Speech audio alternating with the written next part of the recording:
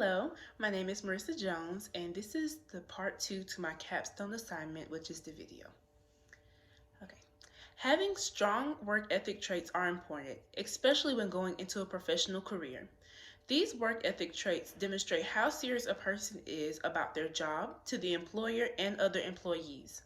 That is the reason that they teach us the work ethic traits at Columbus Technical College, to set us up for success when entering our prospective fields and to help us retain the jobs. The 10 work ethic traits are appearance, attendance, attitude, character, communication, cooperation, organizational skills, productivity, respect, and teamwork. With these traits, a person can be a great leader and an example of what a professional employee should act, look like, and present themselves. The first trait is appearance, which pertains to how a person displays appropriate dress, grooming, and hygiene. As a dental hygienist, appearance is important. First impressions will stick in the patient's memory, and if a person is not dressed accordingly or their hygiene is less than standard, then the person will not last long in a professional setting. In dental hygiene school, we had to sign a contract promising that we would adhere to the dress code and personal hygiene protocols. Plus, a dental hygienist is in awfully close proximity to patients, and if they do not maintain good personal hygiene, the patients will notice and could possibly complain to the office staff about it, and that would be an embarrassing situation. The next trait is attendance, which pertains to attending classes, arriving and leaving on time, and notifying instructors in advance of planned absences. If a person is not on time to work or does not show up to a job at all, that shows the employer that the person does not really care about the job or their fellow coworkers. Having good attendance and being on time is one of the main factors in retaining a job. As dental hygienists, we must be at work because we are the main ones the patients come to see when they get their teeth cleaned. It is also hard to find replacements for a dental hygienist spot, especially if they already have 8 patients lined up for the day and there are only 2 to 4 hygienists in the office to fill the spot. Attendance matters in all professions, but it is very crucial in the profession of dental hygiene. The next trait is attitude, which pertains to demonstrating a positive outlook and mannerly behavior and follows the chain of command.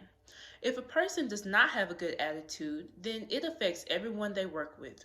In the field of dental hygiene, if a person has a bad attitude, then they tend to not be a collaborator or a team player, and they could cause patients to not want to come back to your office anymore. Patients expect a hygienist with good manners and to be kind and empathetic towards them, and if not, they will take their business elsewhere. If a hygienist has a bad attitude towards coworkers, it will cause unnecessary tension and could cause the other hygienist to not want to collaborate with that person. Having a good attitude is crucial to a successful career in dental hygiene. The next trait is character, which pertains to displaying loyalty, honesty, trustworthiness, dependability, reliability, initiative, self-discipline, and self-responsibility. As dental hygienists, we should have a good character towards patients, coworkers, and our employer. Good character proves to others that we work with that they can trust and depend on us. Having beneficence and non-maleficence toward our patients show that we are putting our patients' best interests at heart, which ties into having a good character. The next trait is communication, which pertains to displaying appropriate nonverbal, verbal, and written skills. Communication is key in every relationship, whether that's professional or personal. Dental hygienists must have excellent communication skills to ensure that the patients understand why they must undergo certain treatment or what is going on with their oral health. Communication is important among coworkers as well because that is the only way the office is going to run smoothly. Teamwork and communication go hand in hand and is vital to be successful in any profession. The next trait is cooperation, which pertains to how a person handles criticism, conflicts, and complaints appropriately and works well with others. Cooperation is necessary in a dental office because there are going to be people who give feedback, whether rude or helpful, and a person must learn how to navigate through that. It is important that any person in a professional setting is open to constructive criticism because without it, the person would not be able to know what their strengths and weaknesses are and what areas they need to grow in. The next trait is organizational skills, which pertains to prioritizing and managing time and resources effectively, demonstrating flexibility and handling change, and following directions and procedures for the work environment. A dental hygienist must be organized and be able to adapt to changes quickly as well. The office is always changing, whether it's new patients coming in, patients canceling, or even changes in the schedule on a day to day basis. We must be organized and follow the task at hand, along with managing our time with each patient. This allows a person to be successful in the workplace. The next trait is productivity, which pertains to completing tasks assigned efficiently, effectively, and timely, and demonstrating problem solving capabilities. Everyone who goes to a job should be productive. If one person is less productive than the others, then the responsibilities will fall on everyone else, and it will make for a challenging work environment. In dental hygiene, productivity is a huge part of the job, and the more productive we are, the more the office benefits from it. Also, solving problems that may arise is included in productivity.